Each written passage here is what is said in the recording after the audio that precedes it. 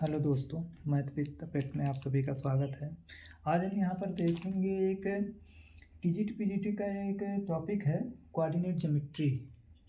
इसमें एक दिया हुआ है कोऑर्डिनेट ज्योमेट्री, एक बुक होती है, तो उसमें एक टॉपिक हम पढ़ेंगे। इसमें बड़ा अच्छा टॉपिक है, उसको थोड़ा अलग तरीके से पढ़ेंगे।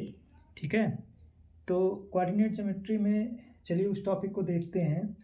ये केवल टीजीटी पीजीटी जो मैथमेटिक्स से तैयारी कर रहे हैं उनके लिए ये इम्पोर्टेंट है। बाकी जो भी टॉपिक आपको पढ़ना हो नीचे कमेंट कर दीजिए, मैं देखूंगा उस टॉपिक को। ठीक है, तो चलिए देखते हैं इस टॉपिक को कैसे पढ़ा जाता है। आइए,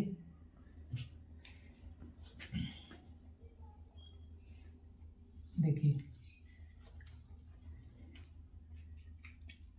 हम पहले ये देखेंगे कि दो पॉइंट दिया हो और उनके बीच का डिस्टेंस कैसे निकालते हैं।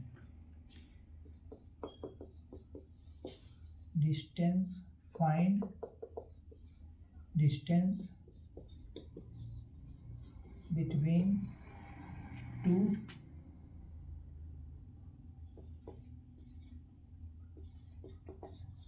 Given point. ठीक है, दो बिंदुओं के बीच की दूरी निकालना। ठीक है, कैसे हम निकालेंगे आइए देखते हैं। कुछ डिफरेंट हम देखते हैं। सबसे पहले हम जानते हैं कि कोऑर्डिनेट जो ज्योमेट्री होती है उसमें किसी भी कोऑर्डिनेट को रिप्रेजेंट करने का दो तरीका होता है। एक कार्टेशियन कोऑर्डिनेट होता है, एक पोलर कोऑर्डिनेट होता है। जनरली हम लोग जो यूज में लेते हैं नॉर्मल, जो क्लास 10th 12th तक कोऑर्डिनेट में, वो कार्टेशियन ज़्यादातर लेते हैं। कार्टेशियन ही यूज होता है। कार्टेशियन का मतलब मैं बता दूँ, जैसे ये कोऑर्डिनेट होता है इसमें, तो इसमें इधर होता है एक्स एक्सिस, इधर होता है वाई एक्सिस। ठीक, ये पॉजिटिव है, इधर पॉजिटिव एक्स, इधर निगेटिव वाई एक्सिस, इधर निगेटिव एक्स एक्सिस। अगर मैं पूछूं कि इसमें एक्स और वाई की वैल्यू बताइए, अगर मैं पूछूं इसमें एक्स और वाई की वैल्यू बताइए, तो एक्स और वाई की वैल्यू क्या होगी बताइए आप लोग। एक्स और वाई की वैल्यू क्या होगी? आप कहोगे कि आपने कोई मान ही नहीं दिया है, तो हम एक्स और वाई की वैल्यू क्या बताएं? नहीं, अगर कुछ नहीं दिया है, इस एरो का मतलब होता है कि इनफाइनाइट, इस एरो का मतलब भी होता है इनफाइनाइट, यानी यहाँ पर एक्स और वाई की जो वैल्यू है वो इनफाइनाइट कामा इनफाइनाइट है।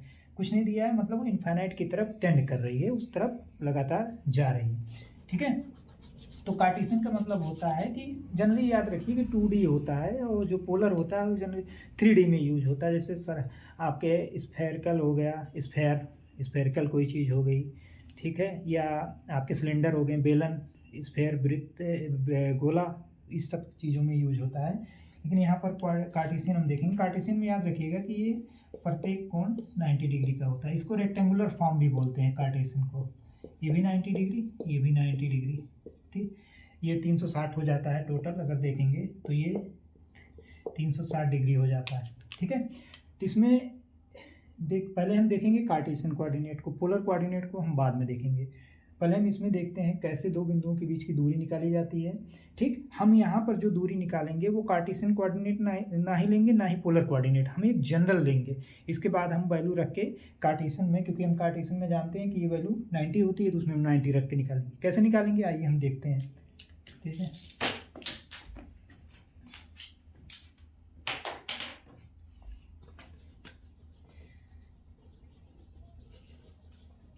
देखिए मान लीजिए इसको मैं यहाँ बना रहा हूँ। ठीक है, इसको मैं यहाँ बनाऊँगा। मान लीजिए ये आपका एक कोऑर्डिनेट है, इधर एक्स है, इधर वाई है। अभी ये 90-20 डिग्री पे नहीं है, कुछ नहीं, हम मान रहे हैं कि ये थीटा डिग्री पे है। ठीक है, थीटा डिग्री पे क्या है? इंक्लाइंड है। ठीक है, अब इसी के पैरेलल, ठीक है, एक लाइन हमने ड्रॉ कर दिया, इसी के पैरेलल है ये लाइन। ठीक है, इसी के पैरेलल है। ठीक है, और इसी के पैरेलल एक लाइन और ड्रॉ कर दिया हमने। ठीक है, यहाँ से। ठीक, अब इन दोनों को मिला दीजिए, इस पॉइंट को, इसको मैं कुछ इस तरह मिलाता हूँ थोड़ा सा। ठीक है, इस पॉइंट का नाम दे दीजिए, ये मान लीजिए M1 है, ये M2 है, ये R है, ठीक, ये आपका P मान लीजिए, ठीक, ये O मान लीजिए ओरिजिन है, ठीक। तो यहाँ से यहाँ तक की जो डिस्टेंस है वो मान लीजिए x2 है, और यहाँ से यहाँ तक की जो डिस्टेंस है वो मान लीजिए x1 है। तो इतनी डिस्टेंस कितनी हो जाएगी, इस पूरे में से इतने को हटा देंगे हम, तो ये हो जाएगा x1 माइनस x2, ठीक। उसी तरह ये डिस्टेंस हो जाएगी कितनी, y2, और ये वाली डिस्टेंस हो जाएगा y1, ठीक है। ये वाला डिस्टेंस हो जाएगा y1 और ये वाला हो जाएगा y2, ठीक है। अगर हमें बीच का निकालना है, तो ये हो जाएगा y1 माइनस y2। अभी हम समझेंगे इस चीज़ को, ठीक है। थोड़ा गंदा ना हो फिगर, इसलिए बता दे रहे हैं इसको, ठीक है। अब हम यहाँ पर लिख दिए, ठीक, यहाँ थीटा एंगल है। अब इसको यहाँ से यहाँ मिला दीजिए, ठीक, यहाँ से यहाँ मिला दीजिए। ये लाइन पैरेलल है, इसको ध्यान रखिएगा। अब हमें पैरेलल लाइन का एक कॉन्सेप्ट बताइए, ठीक है। पैरेलल लाइन का एक कॉन्सेप्ट होता है, उसको हमें बताइए क्या होता है। मान लीजिए ये दो लाइन पैरेलल हैं, ठीक है, ये दो लाइन पैरेलल हैं। तो पैरेलल हैं तो इनके बीच की जो डिस्टेंस होगी हर जगह सेम होगी, यहाँ भी सेम होगी, यहाँ भी सेम होगी, यहाँ भी सेम होगी, यहाँ भी सेम होगी, ठीक है। तो अगर मान लीजिए कि ये दोनों पैरेलल लाइन हैं, ये कॉन्सेप्ट तो आप जानते ही होंगे क्योंकि टीजीटी पीजीटी की तैयारी कर रहे हैं तो इतना तो पता ही होगा आप लोग को, लेकिन फिर भी बता दे रहा हूँ कि अगर ये दोनों लाइन पैरेलल हैं, मान लीजिए ये थीटा डिग्री पे झुका है और इनके बीच की डिस्टेंस हर जगह सेम है, तो ये भी क्या हो जाएगा, थीटा डिग्री पे झुकेगा, क्योंकि जब झुकेगा दोनों तभी डिस्टेंस सेम होगी, मतलब जो होगा दोनों के साथ होगा। अगर पहला वाला ऐसे है दूसरा भी ऐसे होगा, अगर थोड़ा सा भी ऊपर नीचे हुआ तो पैरेलल लाइन नहीं रह जाएगा ये, ठीक। तो ये थीटा हो जाएगा। अब आपको पता है ये पूरा कितना होता है 180, ठीक, ये भी 180 होगा, तो इतना एंगल कितना हो जाएगा, ये वाला एंगल हो जाएगा 180 माइनस थीटा, यानी ये वाला एंगल हो जाएगा 180 माइनस थीटा, ठीक। ये एंगल 180 माइनस थीटा। अब यही कॉन्सेप्ट लगाइए, अगर ये थीटा है तो ये भी थीटा होगा और ये भी थीटा होगा, क्योंकि पैरेलल है, तीन लाइन है ना, ऐसे है तीन लाइन, तो ये भी थीटा ही होगा। तो ये वाला एंगल कितना हो जाएगा, इसके बीच का एंगल बताइए, ये कितना हो जाएगा, ये हो जाएगा 180 माइनस थीटा, ठीक, 180 माइनस थीटा। और इधर से ये भी पैरेलल है, अगर ये भी पैरेलल है तो ये अगर 180 माइनस थीटा हो गया तो ये भी क्या हो जाएगा, 180 माइनस थीटा, क्योंकि ये लाइन भी तो पैरेलल है, तो ये वाला एंगल क्या हो जाएगा 180 माइनस थीटा, ठीक। ये वाला एंगल क्या हो जाएगा 180 माइनस थीटा, ठीक है। ये तो हो गया यहाँ तक की बात। अब आइए इसको हम कैसे लिखेंगे थोड़ा सा समझा देते हैं, ठीक है। इसको मैं मिटा दे रहा हूँ, आप देख के लिख लीजिएगा, मुझे इस चीज़ को बताना है, यही मेरा मेन पॉइंट है। चलिए इसको मिटा देते हैं। देखिए इस चीज़ को मैं यहाँ बना लेता हूँ। ये है आपका, ये है 180 माइनस थीटा, ये है M1 M2 R, ठीक है। ये डिस्टेंस है x1 माइनस x2 और ये डिस्टेंस है y1 माइनस y2, ठीक है। अब आपने एक ट्रिग्नोमेट्री में एक कॉसाइन रूल पढ़ा होगा, देखिए क्या है। जैसे मान लीजिए ये कोई ट्रायंगल है, कोई भी ट्रायंगल हो, फॉर एनी ट्रायंगल, ये मान लीजिए एंगल थीटा है, ये ए है, ये बी है, ये सी है। अब इसके सामने की साइड हो जाएगी ए, इसके सामने की साइड हो जाएगी बी और इसके सामने की साइड हो जाएगी सी। तो अगर मुझे कॉस थीटा निकालना है तो कॉस थीटा कैसे निकालता था, इन दोनों साइड का स्क्वायर, बी स्क्वायर प्लस सी स्क्वायर और माइनस जो सामने वाली साइड है उसको घटा देते थे, इसके बाद 2bc, इन दोनों का 2bc लगा देते थे, ठीक। तो अगर मैं यही कॉन्सेप्ट यहाँ लगाता हूँ, इसको ध्यान रखिए, ये कैसे आया इसको ध्यान रखिए, ठीक है। अगर मैं ये जो कॉन्सेप्ट है ये वाला थीटा वाला यहाँ लगा देता हूँ तो मेरा क्या आएगा वो रिजल्ट देखिए, ठीक है। थीटा वाला रिजल्ट देखिए क्या आएगा।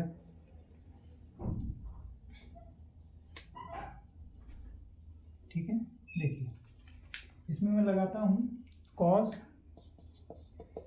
180 माइनस थीटा, ठीक, कॉस 180 माइनस थीटा, तो क्या होता है बी स्क्वायर, मतलब इन दोनों साइड का अलग अलग स्क्वायर, यानी x1 स्क्वायर माइनस x2 का होल स्क्वायर, प्लस इसको मानिए b, इसको मानिए c, इसको मानिए a, अपने दिमाग में मान लीजिए, ठीक है। इसको b मानिए आप, इसको c मानिए, इसको a मानिए, ऐसे मानिए, ठीक है। और ये हो जाएगा y1 माइनस y2 का स्क्वायर माइनस a स्क्वायर। अब a स्क्वायर में m1 इंटू m2 का whole square divide by 2x1 minus x2 into y1 minus y2, वही मैंने लिख दिया। अब देखिए इसको और सिंप्लीफाई करेंगे तो कैसे क्या होगा। इसको हम क्या करेंगे, इसको ऐसे में लिख देता हूँ cos 180 माइनस थीटा, इसके नीचे 1 लिख देता हूँ। अब क्रॉस मल्टीप्लाई करेंगे दोनों का, डायरेक्ट गुणा करेंगे तो क्या हो जाएगा x1 माइनस x2 का whole square plus y1 minus y2 का whole square minus m1 m2 का होल स्क्वायर इक्वल टू हो जाएगा 2x1 माइनस x2 और y1 minus y2 into cos 180 minus theta, ठीक है। अब मैं इसको बचाऊंगा, बाकी सबको उधर राइट साइड में भेज दूंगा। तो ये हो जाएगा m1 m2 का होल स्क्वायर इक्वल टू हो जाएगा, ये हो जाएगा x1 माइनस x2 का whole square plus y1 minus y2 का whole square plus 2x1 minus x2 y1 minus y2 into cos 180 minus theta. ये कैसे हुआ आप लोग समझ रहे हैं ना, ये पक्षांतर मैंने कैसे किया, ठीक है। इसको मैंने बचा लिया, उधर भेज दिया। बताइए कोई दिक्कत हो तो इसमें बताइए आप लोग। नहीं, यहाँ गलत हुआ है, आप लोग ध्यान नहीं दिए। जब हम इसको इधर करेंगे तो इधर माइनस होगा और ये जाएगा इधर। देखिए मैं बता दे रहा हूँ, आप लोग समझ जाइए, नहीं तो आप लोग कंफ्यूज हो जाएंगे, ठीक है। और ये आपका इधर ही रहेगा। चलिए एक लाइन में और बढ़ा देता हूँ, नहीं तो आप लोग समझ नहीं पाएंगे, ठीक है। ये हो जाएगा m1 m2 का whole square equal to x1 minus x2 का होल स्क्वायर। आप ओपन कर दीजिए ब्रैकेट ओपन कर दीजिए, इधर जाएगा, ब्रैकेट ओपन करिए और x1 और माइनस x2 का होल स्क्वायर, इधर आएंगे तो माइनस हो जाएगा क्योंकि इधर प्लस था ना ये दोनों। अगर इन दोनों को देखेंगे तो इधर प्लस थे, इधर प्लस ही थे ना, इन दोनों को देखेंगे तो प्लस। देखिए ये प्लस था ना, पूरे में से ऐसा करिएगा आप माइनस काउंट कर लीजिए पूरे में से, नहीं तो आप समझ नहीं पाएंगे। पूरे में से काउंट करेंगे तो ये हो जाएगा y1 माइनस y2 का whole square minus 2x1 minus x2 into y1 minus y2 into cos 180 cos आप लिख दीजिए 180 माइनस थीटा, ठीक है। चलिए इसको ऊपर और करते हैं हम। देखिए इसको मैं मिटा दे रहा हूँ इधर से, ठीक है।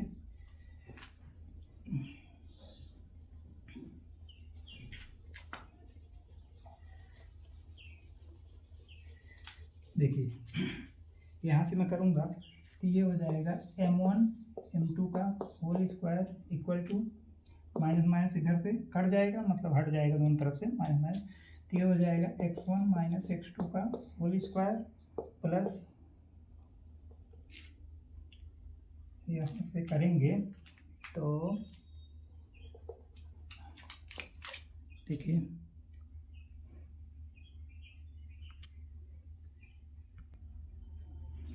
इधर देखते हैं, इधर देखिए, ठीक, यहाँ प्लस होगा, ध्यान नहीं दिया आपने, ठीक है। यहाँ प्लस हो जाएगा प्लस y1 माइनस, इसको सही से लिख देते हैं, y1 माइनस y2 का होल स्क्वायर और minus 2 x1 minus x2 into y1 minus y2 into cos 180 minus theta.